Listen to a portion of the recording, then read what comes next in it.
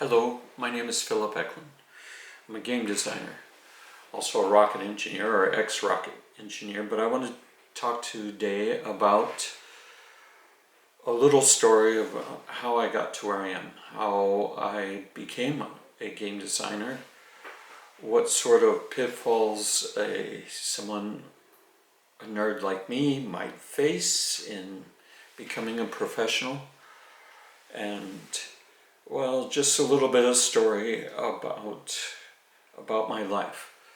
But before I get into that, I want to just fast forward to the punchline. The punchline is that if you are passionate about something, about anything really, you can make it into a career. You can do it if you actually believe in something. If you have a philosophy, you have something to say, even if it's a minority view, and I'm known for my outspoken minority views, then you can make something of a living. And now it was a hobby for me for many decades, and it wasn't until 2010 or so that I moved to Germany and took early retirement from the rocket factory to start working on board games full time. And why board games? Board games have some unique qualities about them. They allow you to go face to face with others. And more than that, board games, like any games, run by rules, and rules are something that's important for understanding the universe which we live in and understanding each other. This goes along with my philosophies of science. Science as something objectively out there, a feature of reality that you can discover. And it's something that you have to discover, not invent. And also my philosophies, that pertains to my philosophies on the social sciences, which I do regard as sciences, things like politics. What is scientifically the best way for people to get along and be productive? What is economics, another soft science, so to speak?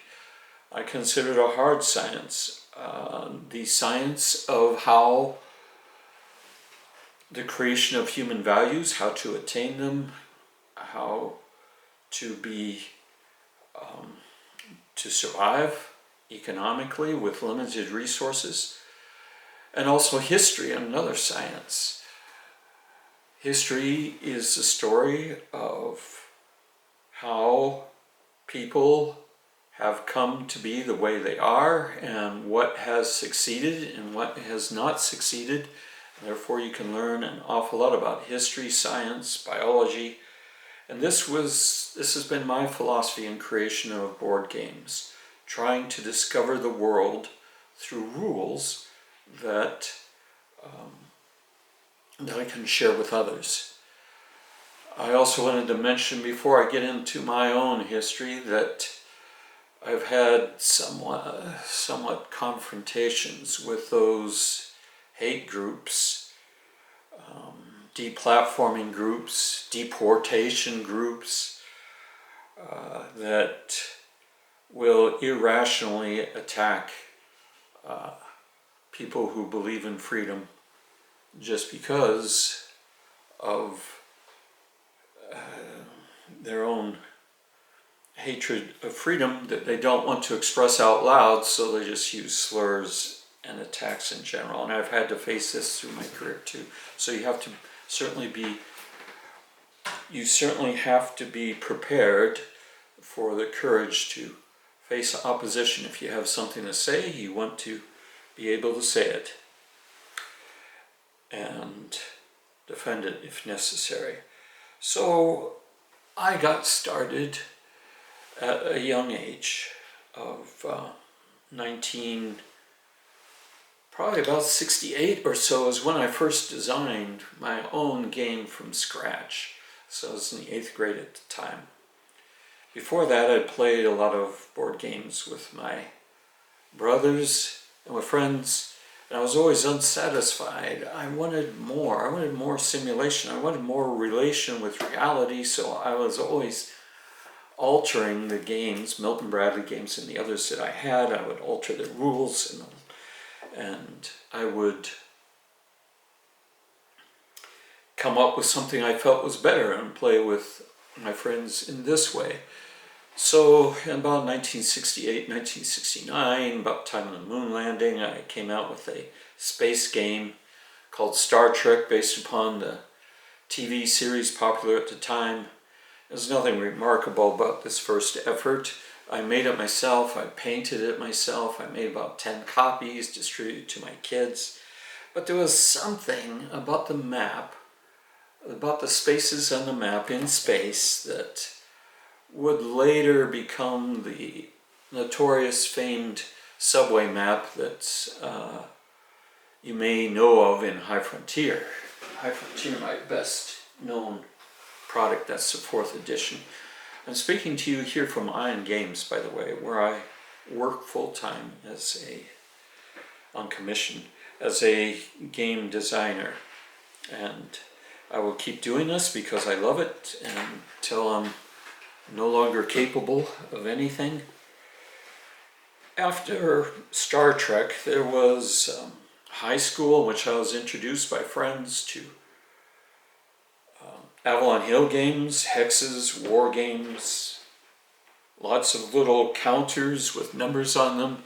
And I used something of what I enjoyed from this in my first simulation game, which was in my university era. I was one day in my aerospace class, and the professor was teaching us, was talking about rocket specific impulse, rocket thrust, and it came to me, oh, these are related. I could use thrust and specific impulse as numbers on little chits and recreate rocket and rocket travel in a way that hadn't been done before. I could even standardize separately powered rockets, that is, like electric and nuclear rockets that have a standard power source like 40 megawatts, and therefore I could mix and match the power source with the thrust device on a rocket, and therefore be able to come up with different designs. And so rocket flight, which later became High Frontier, was the product of this flash of inspiration. There were other things that helped me too. There was LPL, Lunar and Planetary Labs, were there, and they had a beautiful Delta V map of the solar system. And so I could create my own map that had Delta V, change of velocity, as a movement parameter. And a colleague of mine, Dr. Jonathan Lenine, had data on all the sources of water in the solar system at that time. And water is an ideal rocket propellant, close to ideal rocket propellant that you can obtain in space. So there was a vision of being able to maneuver in the solar system to places with water to gain more rocket propellant and to go farther out. So this became High Frontier, first edition, like in 1990. At the same time, I was working on things that would later become the PAX games. It was natural history. I did Insecta with my colleague Neil Sofji, now of NASA, but then of Fat Messiah Games. And also history games such as Lords of the Sierra Madre, Lords of the Renaissance. These all later became PAX games. So this was in the 1990s, and so if you're really interested in the history of High Frontier, Scott Peltz of FacingPlayer.com has done a really good video itemizing all the different steps that led to High Frontier for All 4th edition, and the big sprawling game that it is today. Even today I was working this morning on a personalized module 6 for High Frontier, so it's something that I'm still working on day after day, and I still enjoy it.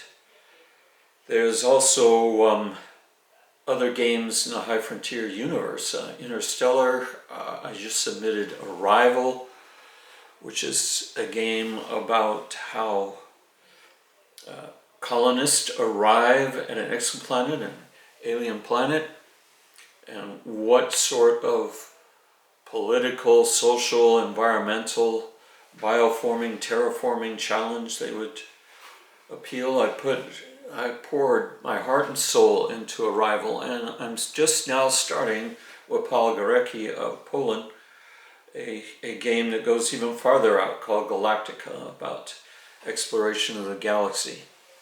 So that goes beyond the solar neighborhood.